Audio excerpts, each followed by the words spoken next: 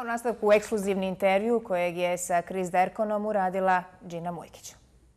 Monsieur Dercon, vous êtes le directeur d'un des musées les plus visités au monde, la Tate moderne à Londres. Pour vous, qu'est-ce que la culture en général aujourd'hui et à quoi ressemblent les musées du XXIe siècle?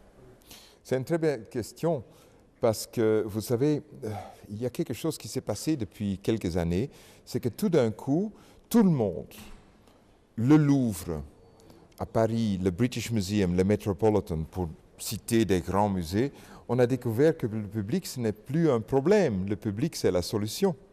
Avant, on disait que le musée était un tabernacle, c'était un mausolée, c'était un monument pour l'État, c'était aussi un musée de commémoration d'un effet politique, d'un effet historique. On a traité les musées comme des églises. Et évidemment, ça s'est reflété aussi dans l'architecture des musées. Parce que vous savez, l'architecture des musées, c'était toujours des bâtiments qui étaient très impressifs, qui étaient très autoritaires, avec des grands escaliers, des grandes portes, et c'était presque des coffres de banque.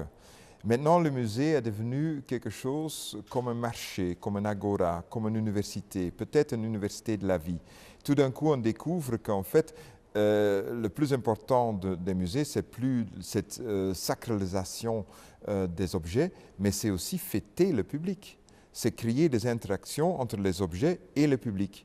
Et c'est les grands musées qui viennent de découvrir ça, et on peut discuter, on peut faire beaucoup de choses dans le musée.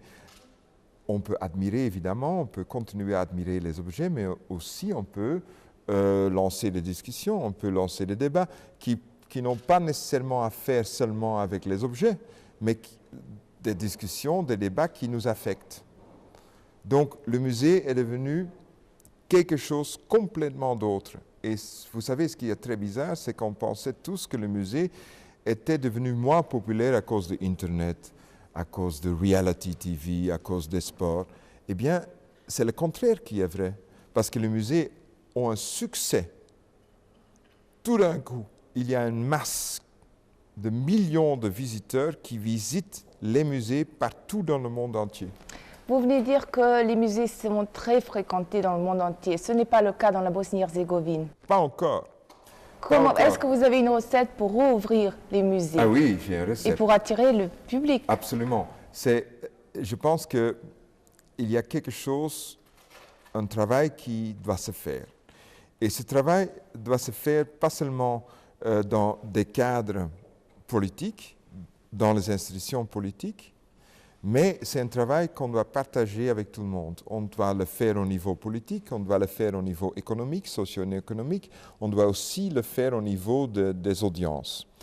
Et peut-être il faut créer des nouvelles formes d'organisation, il faut créer des nouveaux modèles de financement, et il faut vraiment partager le problème. Et je pense que ça, c'est un travail à faire parce que vous avez ici une infrastructure qui est encore très fragile. Il y a des œuvres d'art qui sont peut-être dans un état problématique, mais il y a une base. Et je pense que cette base a seulement un succès garanti si on redéfinit l'importance du musée dans le sens que le musée, c'est la condition, en fait, pour la participation culturelle.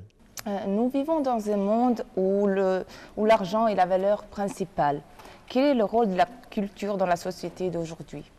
L'économie peut seulement agrandir si on accepte qu'il faut avoir une société innovative. Donc, dans ce sens-là, les musées et la culture, c'est un investissement économique. Et je ne parle pas seulement des valeurs des objets, je parle des valeurs des expériences. Si on peut utiliser le musée, l'infrastructure culturelle, la culture, comme pas seulement une donnée, mais un instrument psychologique, économique et toutes les autres choses qui entament, à ce moment-là, je pense qu'on est d'accord qu'on doit accepter qu'il y a des effets directs et des effets indirects au niveau de la micro- et macroéconomie, des musées, de la culture et de l'infrastructure culturelle. Monsieur Dercon, merci d'avoir été l'invité de notre journal. Merci.